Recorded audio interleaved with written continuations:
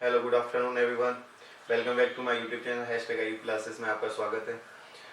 सबसे पहले आपको happy republic day to all. मैंने कल की वीडियो में आपको एक चैप्टर फिनिश करवाया था, चैप्टर नंबर 8। वो उसके अब जितने भी टोटल इम्पोर्टेंट क्वेश्चन है वो मैं आपको एक शॉर्ट वीडियो में पूरा लिख कर आपको बता दूंगा। ये उसके जो भी इंपॉर्टेंट क्वेश्चन है वो आपको मैं एक आज शाम में शॉर्ट वीडियो आएगी, उसमें सारे इंपॉर्टेंट क्वेश्चन होंगे। और आज की वीडियो हम डिस्कस करने वाले हैं चैप्टर नंबर 9, इसी यूनिट का है। इन दोनों चैप्टरों से हमारा 12 नंबर का आता है बोर्ड एग्जाम में। तो आइए हम इसको डिस्कस करते हैं। Let's go.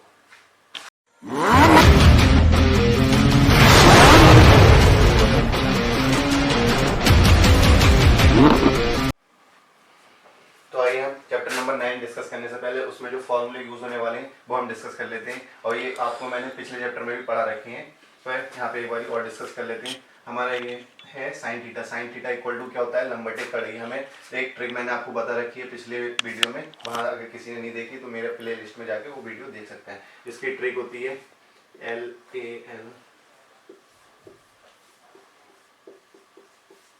LAL लाल बटे का। ये हमारी ट्रिक होती है। कैसे याद रखते हैं इसको, जो हमारा ये पहले का डिजिट है ये हमारा होता है sine. Sine theta equal to क्या है, लंब बटे कड़।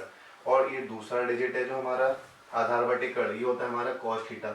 और ये तीसरा जो है लंब बटे आधार, ये होता है हमारा टेन थीटा। ये तीनों हो गए। अब टेन थीटा क्या होता है हमारा, लंब बटे आधार। अब यहाँ पे इसके अपोजिट है, मैंने आपको पिछली एक्सरसाइज में ये बता रखा, साइन का व्युत्क्रम क्या होता है, कॉसिक। तो कॉसिक का भी, अब जी यहाँ पे कॉसिक, साइन का व्युत्क्रम कॉसिक है, तो कॉसिक का क्या हो जाएगा हमारा उल्टा। साइन वाला जो होगा वो हमारा उल्टा हो जाएगा। कॉसिक का क्या हो जाएगा, कड़ बटे लंब। इसका क्या होता है, लंब बटे कड़। इसका हो जाएगा कड़ बटे लंब। कॉसिक का क्या, कॉस का होता है आधार बटे कड़। इसका व्युत्क्रम क्या होता है, सेक। तो सेक का क्या हो जाएगा, उल्टा हो जाएगा, कड़ बटे आधार। कड़ बटे लंब, कड़ बटे आधार। और टेन का क्या उल्टा होता है, कॉट होता है व्युत्क्रम। तो कॉट इसका पलट जाएगा, लंब बटे आधार है, इधर क्या हो जाएगा, आधार बटे लंब। ये हमारे 6 फॉर्मूले हैं। इस फॉर्मूले के बेस पर हमारी एक्सरसाइज है। और इसमें एक ट्राइंगल भी आता है, वो मैंने आपको बता रखा है। जैसे हमने एक ट्राइंगल बना लिया, ये समकोण त्रिभुज है कोई भी। अब इसके सामने की भुजा हमेशा क्या होगी, कड़ होगी। जहां पे 90 डिग्री का कोण बनेगा उसके सामने की भुजा हमेशा कड़ रहेगी। और ये हमारा आधार रहेगा और ये हमारा क्या रहेगा, लंब। बस इसी चीज का हमें यूज करना है और नेक्स्ट एक्सरसाइज में इन्हीं सब का यूज। तो आइए हम इसका 9.1 एक्सरसाइज का क्वेश्चन नंबर फर्स्ट डिस्कस करते हैं। जिसमें हमें क्वेश्चन दे रखा है, ये आप पढ़ लीजिए। और इसकी आकृति हमें दे रखी है, आकृति रखी है 9.1 में, 1 में। इसमें हमें क्या निकालना है, खंबे की ऊंचाई। खंबे की ऊंचाई, ये हमारा खंबा सीधा ही होता है, तो इसकी ऊंचाई हमें ये फाइंड करनी है। तो आइए इसे हम डिस्कस करते हैं। सबसे पहले हम यहाँ पे कुछ खंबे की ऊंचाई नहीं है, तो सबसे पहले हम यहाँ मान लेते हैं, मानना खंबे की ऊंचाई h मान लो, ठीक। और क्या बोल रखा है हमें, खंबे की ऊंचाई हमने h मान ली। और निकलवा क्या रहा है, ये हमें देख के चलना है, यही निकलवा रहा है। तो हमें हमारे पास और क्या दे रखा है, यहाँ पे एंगल बनता है 90 का। तो इसके सामने की भुजा क्या होगी हमेशा, कड़। तो ये हमारा क्या है, कड़। ये क्या है हमारा आधार, और ये क्या है हमारा लंब। अब हमें देख के चलना है, हमें ये लंब निकलवा रहा है और कड़ हमारे पास है। तो हमारा कड़ और लंब कौन से फॉर्मूले में आता है, तो ये हमें देख के चलना है। तो साइन थीटा का फॉर्मूला हमें याद करो, क्या आता है, साइन थीटा इक्वल टू लंब बटे कड़। ये आता है, ये होता है उसका फॉर्मूला साइन थीटा का। अब यहाँ पे थीटा की जगह हमारा क्या आएगा, जो हमारा दे रखा है 30 डिग्री, तो लगा दो साइन थीटा की जगह क्या आ जाएगा, 30 डिग्री इक्वल टू लंब हमारा क्या दे रखा है, h।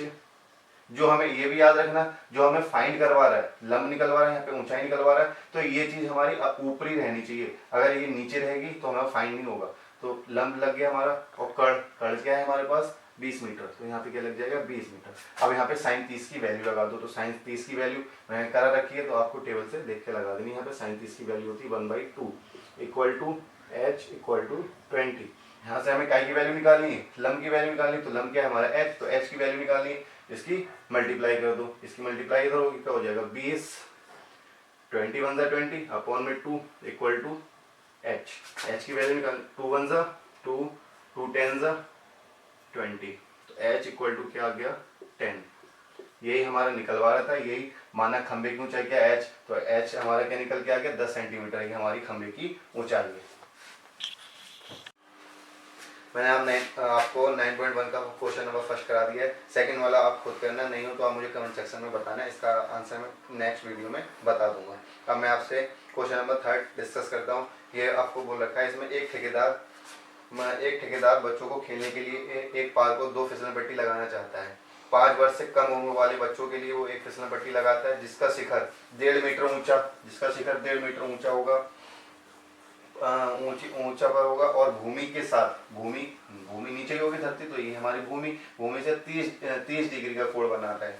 ठीक है, ये हो गई हमारे 5 साल से कम उम्र वाले बच्चों के लिए एक फिसलन पट्टी हो गई।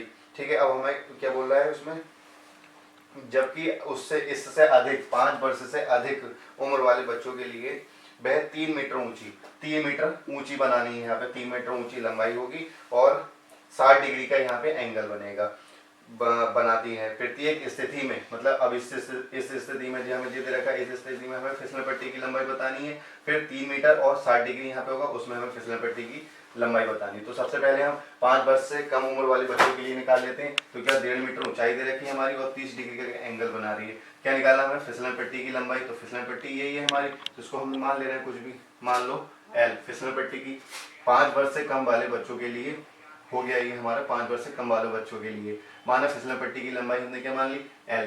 क्या निकलवा रहा है हमारे पास, L ये निकलवा रहा है फिसलन पट्टी की लंबाई। अब आपको पता है ये क्या होता है हमारे पास, इस कोण के सामने की भुजा हमेशा क्या होती है, कर्ण। ये हमारे पास आधार, ये हमारे पास लंब। क्या निकलवा रहा है, कर्ण निकलवा रहा है। तो ऐसे लिख लिया करो, सबसे पहले जो निकलवा रहा है वो हमारा ऊपर लिखो K, और जो हमारे पास दे रखा होगा वो लिखना है। तो L ये दे रखा है हमें, L दे रखा है, तो L। ये कर्ण बटे लंब किसका फॉर्मूला होता है, ये देख लो आप, किसका फॉर्मूला होता है, ये कॉसिक थीटा का फॉर्मूला होता है। ये कॉसिक, अब थीटा की जगह नेक्स्ट टाइम अब इसको सॉल्व कर दो, तो कॉसिक थीटा की जगह क्या आ जाएगा, 30 डिग्री इक्वल टू कर्ण हमारे पास क्या दे रखा है, L। कर्ण ये रहा हमारे पास, क्या दे रखा है, L, और क्या दे रखा है, लंब हमारे पास दे रखा है 1.5 भी दे रखा है ना, 1.5 मीटर दे रखा है। ठीक है, अब कॉसिक 30 की वैल्यू यहाँ पे पुट करनी है। तो कॉसिक 30 की वैल्यू आप टेबल से देख के लगा सकते हैं। कॉसिक 30 की वैल्यू अब हमारे क्या होती है, 2 होती है। अगर आपको नहीं पता तो यहाँ से याद रखना क्या होता है, साइन 30 की वैल्यू हमारे पास होती है 1/2। अब 1/2 अब हम कॉसिक की निकालेंगे तो कॉसिक का क्या हो जाएगा, अपोजिट हो जाएगा। तो क्या बचती है हमारे पास 2। ये हमारे पास कॉसिक 30 की वैल्यू, कॉसिक 30 की वैल्यू होगी हमारे पास 2 इक्वल टू L बटे 1.5 की मल्टीप्लाई कर दो, क्या हो जाएगा 2 मल्टीप्लाई 1.5 इक्वल टू L। तो L इक्वल टू 1.5 दूनी क्या हो जाएगा, इसकी मल्टीप्लाई करोगे तो 1.5 दो बार लिखोगे तो क्या हो जाएगा 3 मीटर।